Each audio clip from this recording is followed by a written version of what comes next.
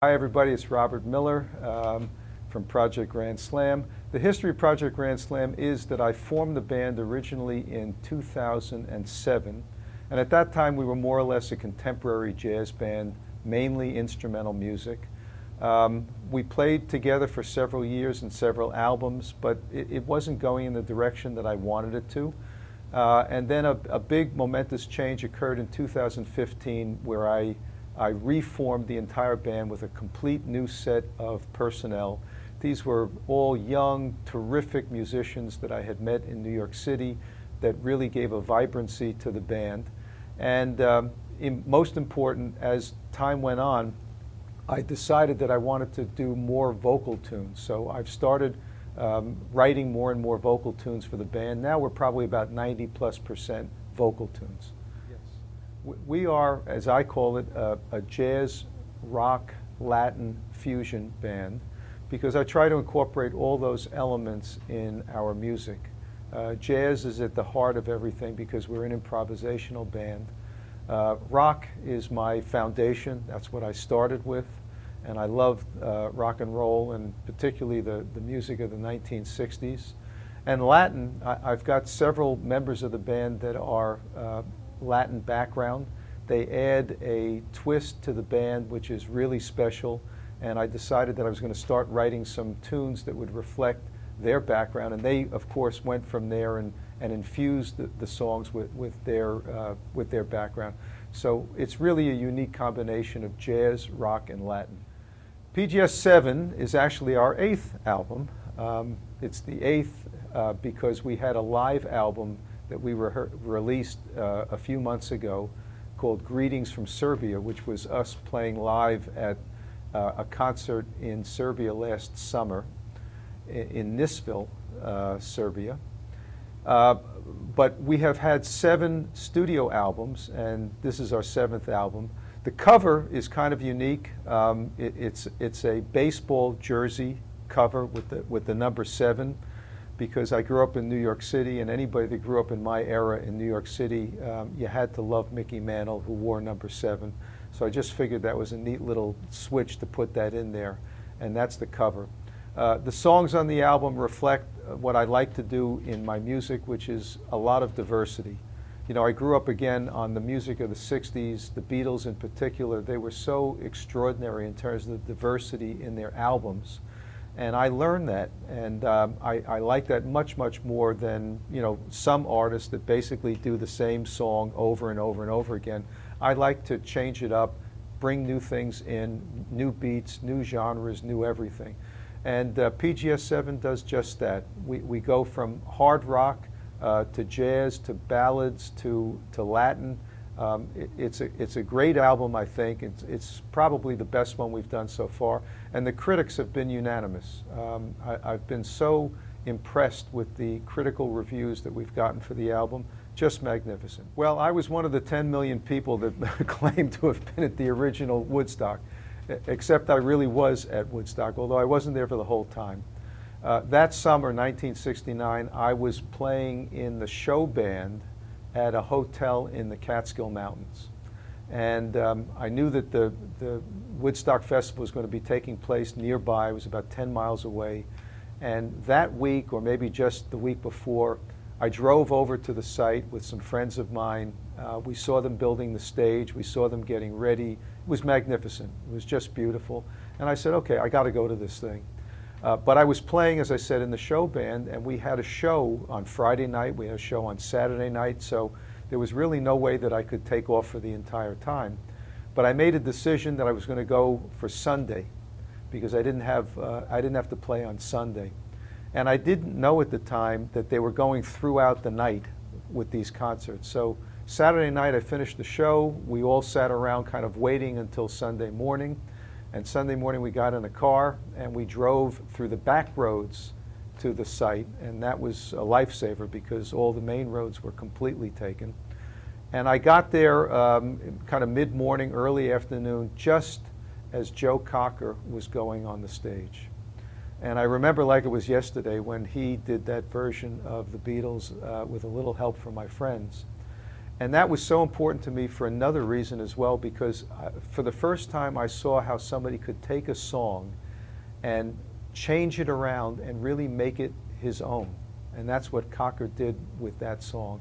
And that has kept me in good stead, because that's exactly what I try to do with the music that I cover with Project Grand Slam. Well, this album was special for several reasons, and one of them was that this was the first time that I wrote what I consider to be protest songs or social action songs. And there were actually 3 of them on the record. The first one we released as a single was called Redemption Road, which I wrote following the confirmation hearings for the Supreme Court Justice Kavanaugh, which upset me and upset a lot of other people. The second song on the record was this song, Get Out, that I wrote. I knew Donald Trump years and years ago, never ever expected or thought that he would become the President of the United States. And I've been horrified, like so many people, with so many things that he's done, most particularly what he's done to the environment by pulling us out of the Paris Accord and withdrawing all the regulations. So I just felt that I had to do something. And I wrote a song which kind of galvanized my feelings about the whole thing, and it came out as Get Out on the album. And very interesting, when we went out with this, I was interested in what the reaction would be publicly. And although I got a lot of very positive reactions, I also got a lot of negative reactions. And not just negative, but almost threatening, horrific kind of reactions, which I felt was crazy. Okay, I'm an artist that was expressing an opinion. Everybody's entitled to an opinion, and frankly, if people don't agree with me, that's okay. I don't ask them that they have to agree with me, but I wanted to express my own opinion as an artist. So it just showed me a little bit more why you don't see protest songs anymore by artists. I mean, it was a thing of the past. In the 60s, everybody did protest songs. From the Beatles to Dylan to Crosby, Stills and Nash, you don't see that anymore. And I think it's sad, because I think artists have something to say. So this was my turn to say something. Well, as I think I suggested before, I'm basically a child of the 60s. I grew up in the 1960s on the music of that era, which I think was a fantastic era musically. And I loved all the bands that I was listening to back then, many of which were from England. It was the British invasion time. And I decided years ago, about 20 years ago, I did a cover initially of a Jimi Hendrix song called Fire. And it was kind of like a jazz cover. And it went over really nicely. And then when I reformed Project Grand Slam in 2015 and we were doing our first album, I said to myself, you know, I think I could do something special with that song again. So I took Fire by Hendrix and I kind of reimagined it a second time, and we put it out and everybody loved it. And that led to me doing the next album. I did a Kinks song, You Really Got Me. Then we did a song by Cream, I'm So Glad, then a song by The Who. So it just became kind of my thing. On each album, I take a song that I've loved from the 60s and I kind of redo it in our own way. You wouldn't know, it's not a slavish imitation in any sense. I don't like those kind of covers where all they do is kind of play things note for note. We try to make it our own.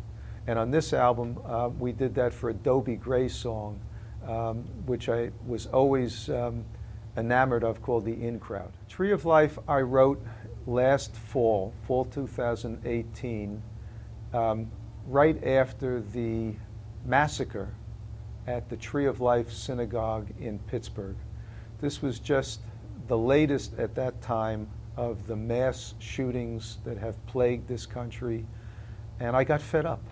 I just got fed up with the fact that, again, nobody was doing anything. We experienced one mass shooting after another. The politicians all say, you know, hearts and minds and thoughts and prayers, and then they do nothing. And I just got fed up with it. So I wrote this song. It was very spare. It was mournful. And I wrote it intentionally that way. And it was only piano and voice. And at the time that it came out, I thought it was impactful and it worked really well. And I said, you know what, I want to put this on the album. So we included it as kind of a bonus track on the album. And I'm very glad that we did, because it's become a very, very popular song of ours. I've always loved Eric Clapton. I would love to get him to play on one of our records. I love so many different artists. And also, I wrote a new song for the next album, which I'm working on right now. I spent the summer putting together my thoughts and writing all the songs for the next album. And this one song in particular is a song that I wrote for a place that's special to me, Stockbridge, Massachusetts. And it's called Stockbridge Fanfare.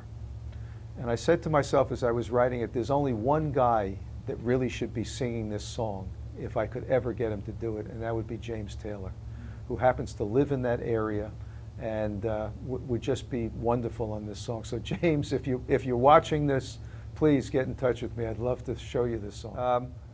We're all about three things. One is recording music, and I try to do an album each year. That's just our style. So we're looking to an album in 2020 that I just wrote now. We'll record it in early 2020 and probably release it mid-year. Secondly, I love to play live in as many places as we can, the major venues here in the United States. And three, and maybe most dear to me, is playing at the large festivals. Our agent is working on festivals in Europe. We have other people working on festivals in various places around the world. I enjoy that so much. You know, a big stage suits our sound, and having a big audience out there that likes what we're doing. And I have to say, every time we've played anywhere, we get an ovation. So that's kind of my trifecta.